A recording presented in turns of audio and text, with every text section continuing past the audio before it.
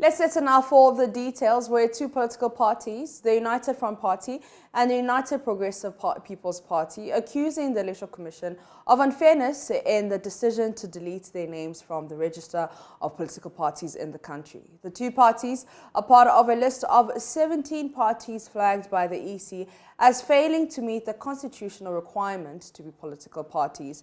Deputy Chairperson of the Electoral Commission, Dr. Eric Bosman-Asari, has been explaining reasons for this audit by the EC.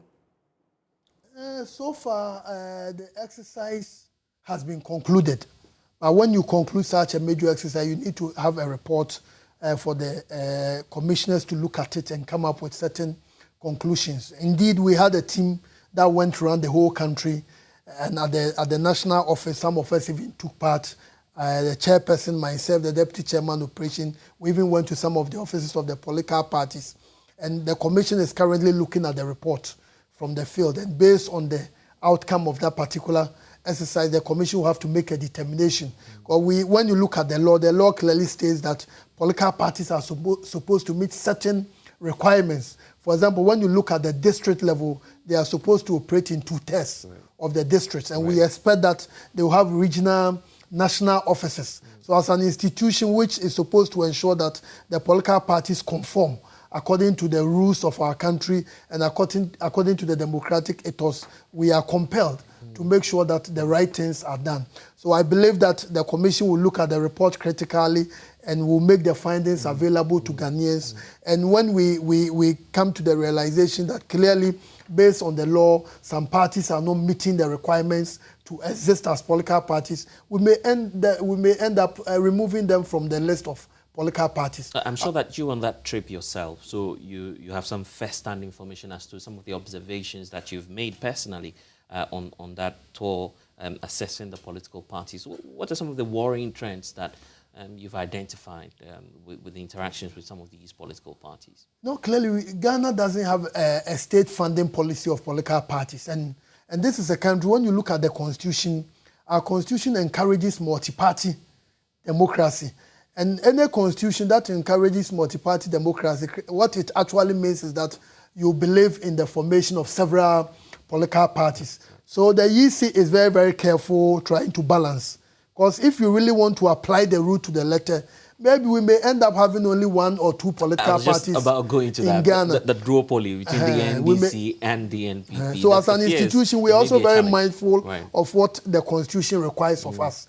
Constitution encourages multi-party democracy, plurality in our politics. So we must be very careful in having a balance in our system. However, it doesn't also mean that parties will just be existing in names. So that when you have an IPAC, they will just come, but you go to the district or the constituency level, they are not there. So at the highest level of the commission, we are looking at all this so that we'll come up with a clear framework which will say that because these parties don't meet criterion A or the following criteria, we are going to crack the whip and maybe give them some time to put their houses in order. But founder of the United Progressive People's Party, Akwesi Adai-Odike, says the EC is not being fair. It isn't fair for the Electoral Commission to write to a United Progressive Party pinpointing where they couldn't find our office. And it is not proper even for the EC to put this statement in public domain. It is unfair to treat us this way. And let me tell you, the law and the law in this country doesn't give EC the mandate to cancel our office. We don't have all of the time. All that the EC has to do is to whip us in line. Okay. And we are ready to listen to EC, and wherever they think there was a miscommunication, we rectify them. Still on the EC, former President John Dramani Mahama says the opposition National Democratic Congress is coming along with its own referee into the 2024 general elections. Citing fallouts from the last presidential elections, John Mahama says he's come to the conclusion that the Electoral Commission is not sufficiently independent. He adds that in spite of countless efforts by the Peace Council to mediate differences between the Commission and the NDC has been slow because the commissioners have not availed themselves for dialogue. Responding to the claims, Dr. Bosman Asari says the EC has no problems with the opposition NDC. At the EC level, we don't have any problem with any political party. We don't have any problem with the NDC. Right. You know, I think you heard the NDC boycotted IPAC after the 2020 elections. Yeah.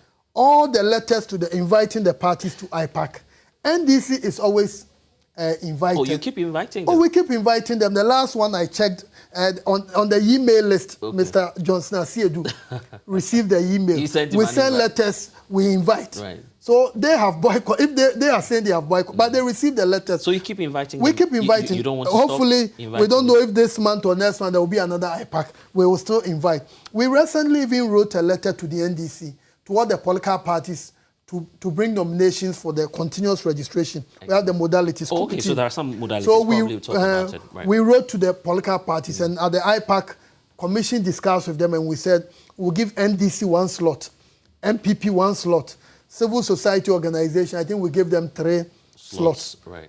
And we gave the smaller political parties also 3 slots. So MPP 1, NDC 1, and we gave EC 3 slots. We wrote to the NDC to nominate. The NDC responded to that, and they nominated someone.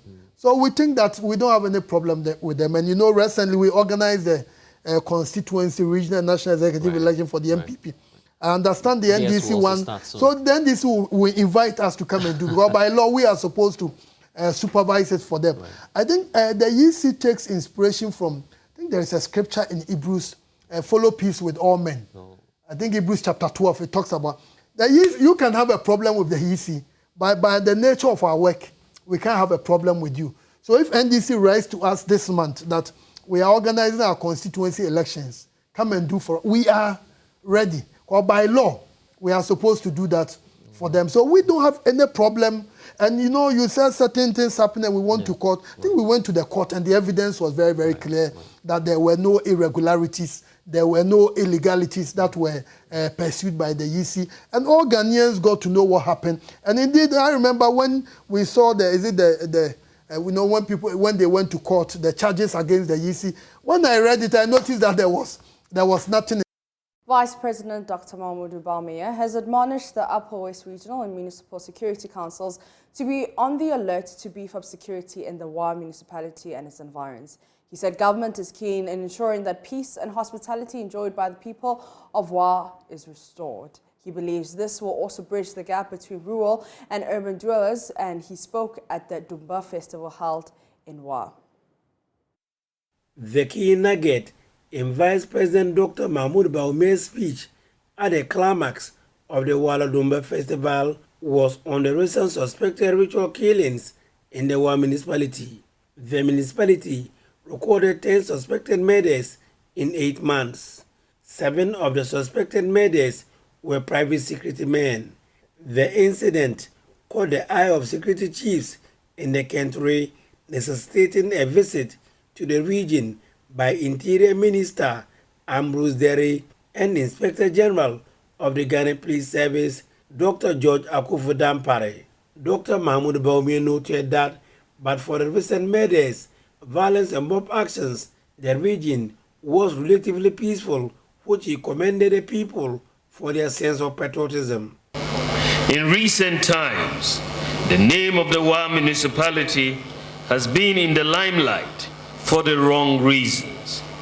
The region has recorded numerous cases of murders, violence and mob actions among others. This worrying trend has raised several concerns among many residents and non-residents alike. I must say that for us to make quick wins on the security situation in the municipality and the region as a whole, the chieftaincy institution must play a pivotal role in that regard. I see the chieftaincy institution as a critical stakeholder in the governance architecture of the country. Let me use this opportunity to admonish the Regional Security Council and the Municipal Security Council to be on alert and beef up security in the municipality and its environs. He averred that government is keen in ensuring that peace and hospitality, which has always been enjoyed by the people of the Upper West region, is restored, thereby bridging the gap between rural and urban dwellers through sustainable facilities in these areas. I will therefore implore all present here today to show more commitment and diligence in our quest to restoring peace and improve the lives of our people. Now, Chairman, development brings enhanced standards of living and happiness is what every Ghanaian desires. Development, and particularly economic development, that brings hope for the future, underpins peaceful societies. It is no coincidence, then, that the most developed countries are the most peaceful. This implies that for us to maintain the peace and unity of our country, we must quicken the pace of growth. But I must emphasize that it has to be equitable growth. The Vice President concluded urging chiefs in the country to work with security agencies to ward off suspected terrorists from the country. The goals, motives, and justification for violence have changed as well, and the causes and drivers of violent extremism are diverse. It is in the light of this that the role of the traditional authorities is paramount. Involving the traditional authorities can be particularly effective and increase the likelihood of strategies for combating these acts of terrorism to generate successful outcomes. Traditional authorities can play an influential role as mediators, helping communities and government bodies to work together to address an array of public safety concerns. Reporting for JoyNews, Rafik Salam.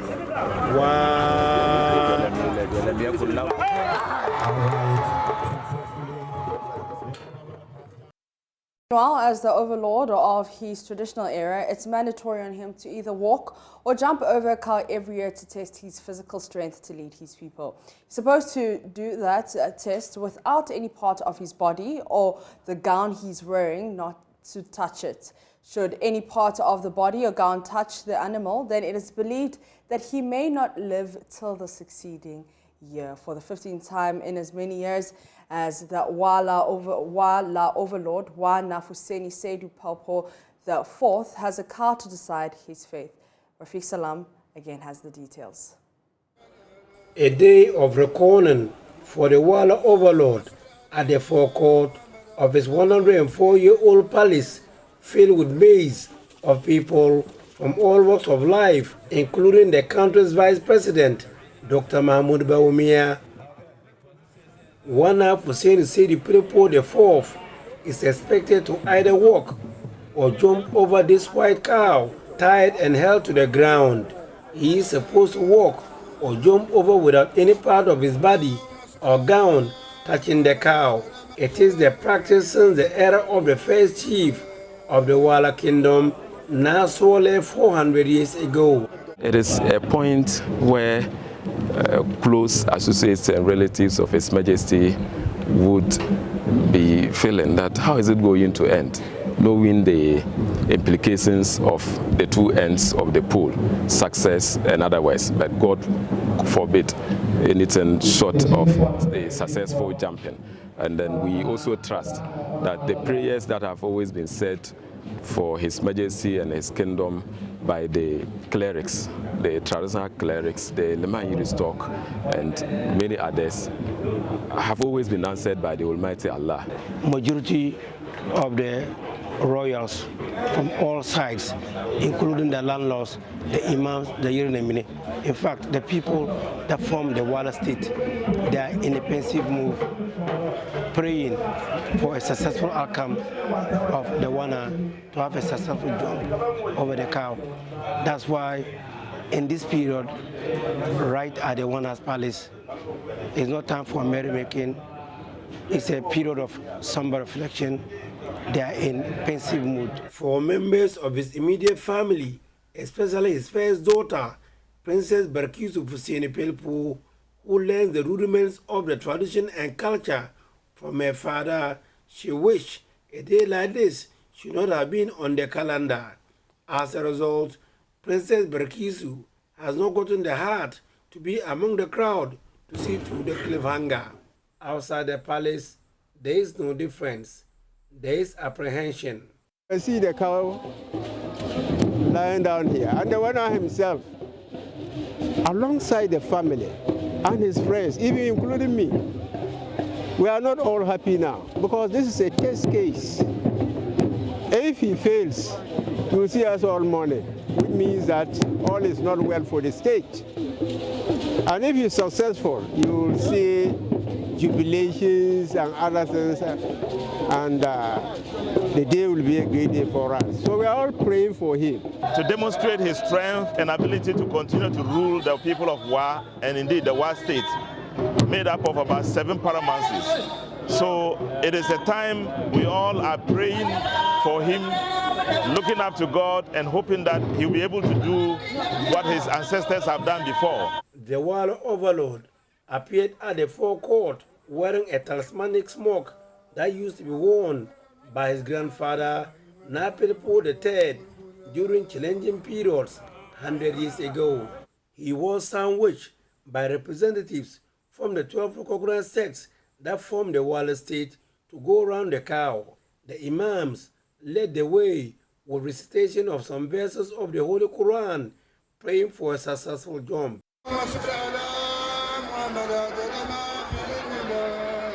It was tense and emotional. Few times.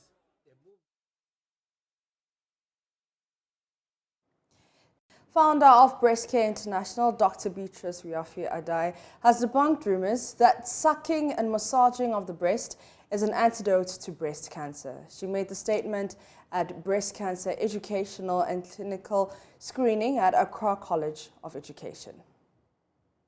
Breast Cancer Educational and Clinical Screening by Breast Care International at the Accra College of Education was on the theme, Breast Cancer Won't Rest, So Why Should We? Addressing the gathering, the founder of Breast Care International, Dr. Beatrice Adai, stated that sucking and massaging breast by men doesn't prevent one from getting breast cancer. She added that the disease is a serious one and must not be trivialized with such a notion on social media. The fact that one's breast is being sucked or massaged doesn't mean that she cannot have breast cancer. And it will also not remove the cancer from the breast, as some people say. It's like joking about it. This is a serious disease. Sucking of the breast and massaging it will not prevent a woman from getting breast cancer. Meanwhile, the Chief Executive Officer of Provident Insurance, Michael Justice Ishen, explained the rationale for partnering with Breast Care International for such an outreach. Our motive for supporting this program is basically to help create awareness of breast cancer. We insure people's properties. These people include women and men as well. As we are told, breast cancer is not only a women's disease. Some survivors and students also spoke to the news team. To stop stigmatizing breast cancer patients and always acknowledge them and give them good treatment. I was taking my bath and I said, let me just check myself for checking sake. Not that I was thinking of anything negative. And as I was taking my bath, I felt something like a lump on the left side of my breast. You know that time you don't want to cry, but the tears just kept gushing out because my mind started telling me you are dying. It's cancer. Remember your mother died. You will die. You will leave your children and all that. So because my children were here in Ghana, I said, no, let me come to Ghana and begin the procedures because I saw what my mom went through then. Mercy Idumon's report read to you.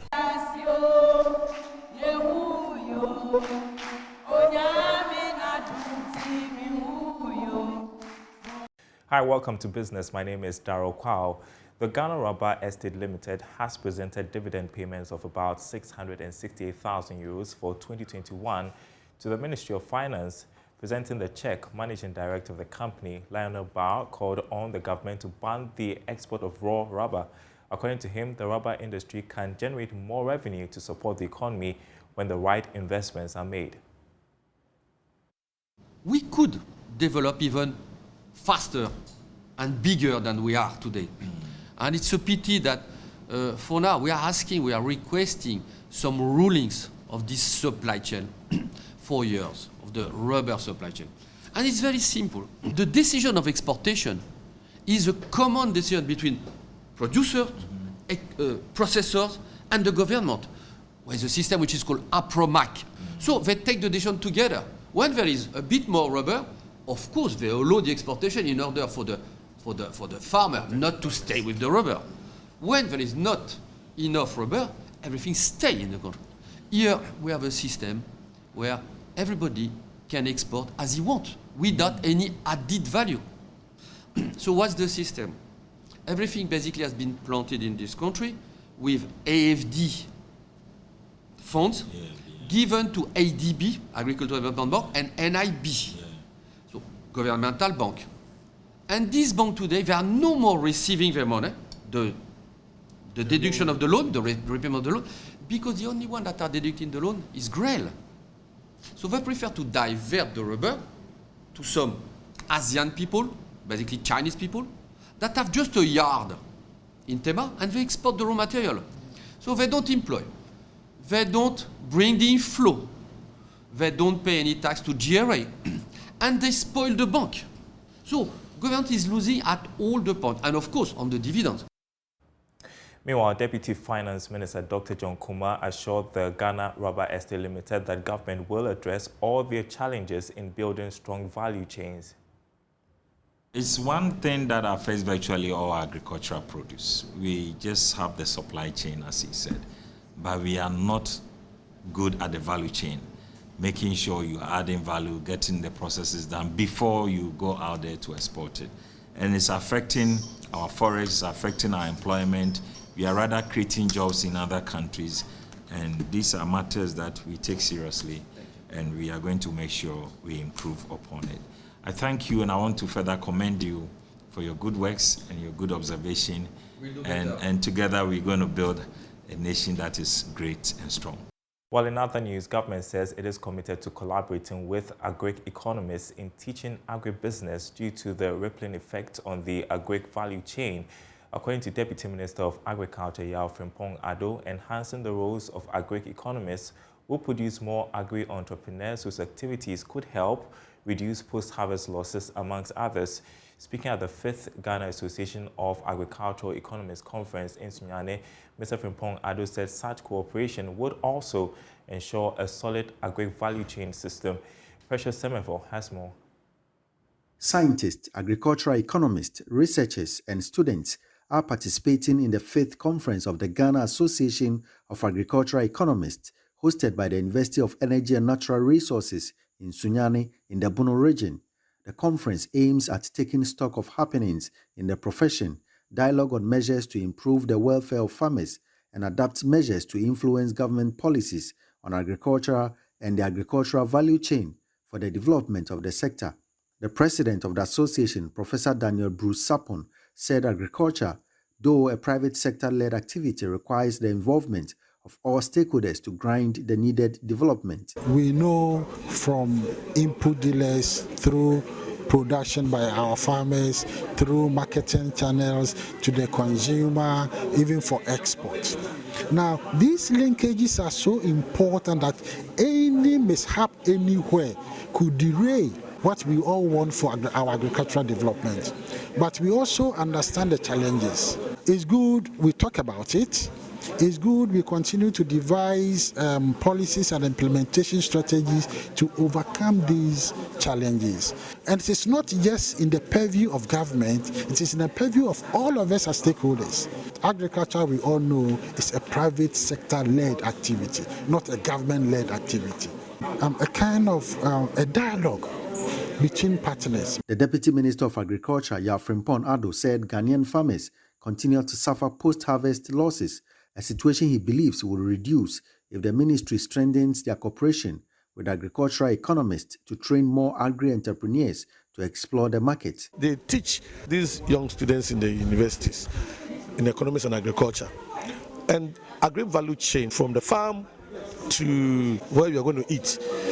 There's a whole spectrum of activities that young people can take advantage of. And when you teach these people about agri-businesses, they become entrepreneurs, and they become agri-entrepreneurs, and therefore the post-harvest losses will reduce. They will explore more markets outside, so that when people produce, that we should have a way of transporting this foodstuff to the market. And it takes an aggregator, it takes an entrepreneur, and it starts from groups like this, so that we get more of these young guys becoming interested in agriculture within the value chain. That's why we are so much interested in this association, that together we can build a solid agri-value chain system in Ghana that everybody will benefit. The three-day conference is themed Agricultural Innovations, Entrepreneurship and Trade for Sustainable Development.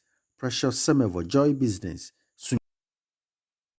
Well, and that's business. More news on our website, myjoyonline.com/business, including news that the dollar has hit 12 cedis. We'll have more on that on the marketplace. To stay with us. The news continues after this break. Time now for the latest update in the world of entertainment. And 2022 recipient of the Emmy Africa Diasporan Award, Dennis Teria, says the stumbling blocks that he has had to crash down as an event promoter included racism. According to him, Africans weren't considered for events in the entertainment in the diaspora, yet determination and resilience got him through it all in organizing events over the years. He spoke on Personality Profile with Lexus Bill. Feel proud because it was never easy. Yeah. Never easy. The challenges were there. Really? Oh, there's a lot of challenges, Lexus. There's a lot of, let's be upfront. We as Africans were not allowed in anywhere in the entertainment industry, anywhere in the music industry, in the diaspora. It was very hard to break down doors. There's a few before me, like the likes of Teddy Osei, that I've done little bits and pieces, but yeah, nothing was happening. So we had to break down doors from radio stations to record companies, as well as hosting our own events. But we had to do it the hard way. And then we had to make sure people, take a look at it and say, right, these guys are a force to reckon with. And then we never looked back, but we made sure we broke down the doors. Dennis, who is the CEO of Akwaba UK, organizers of dozens of African events in the diaspora, however, has one regret, and that's failing to prioritize education. He thus advised the youth to make wise decisions in that regard. I think I wasn't concentrating on the education side of things. I was always thinking I wanted to be a footballer. Yeah, let me just be a footballer. In those days, it wasn't about money. It's just the love of being a footballer. Yeah. So that's what it was. But education never came in my mind. Do you regret that part of life? Yes, I do. I would say to everybody, at least you need some form of education. It helps. I do. But I had other opportunities, and then I moved on in life. Yeah. But if I want to advise people now, make sure you got that education background, have something to fall back on. It's not as easy. It's not always green on the other side. Yeah. So yeah, have that key education, behind it. Get some qualification, learn something. I mean, a lot of my friends now, I hear them say, oh, they're doing a course, or they're doing a degree. I'm like, you should have done it when you were young, know, when you're fresh. But it's never too late. It's never too late. Never. Yeah, absolutely. Never too late. I think. And that's all in the world of entertainment here on the news. My name is KMJ Maps. What's popping, yeah? It's Friday. What are we doing? Yeah, we're chilling on Friday night. We're chilling? Yeah, I've got the guys together, so. Okay, so I'll just prepare yourself. Yeah. We're putting all the bad age together and all that, just make it happen. I got you. All right.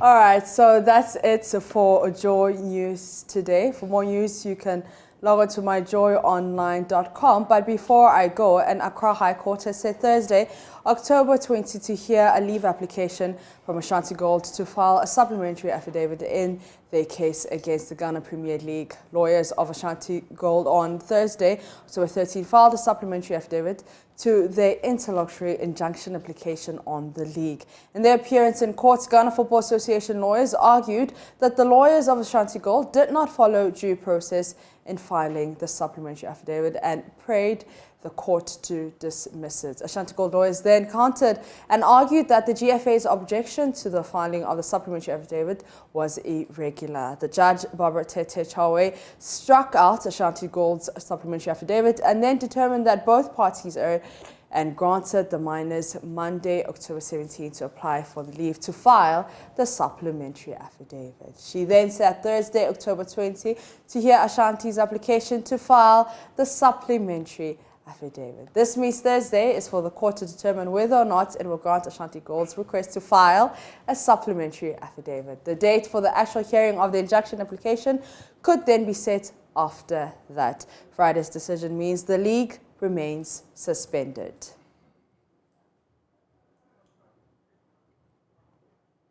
And that's how we end the whole bulletin. Thank you so much for your company. For more news, you can log on to myjoyonline.com. My name is Mapitso Sebidi. Do have yourselves a fantastic, fantastic weekend.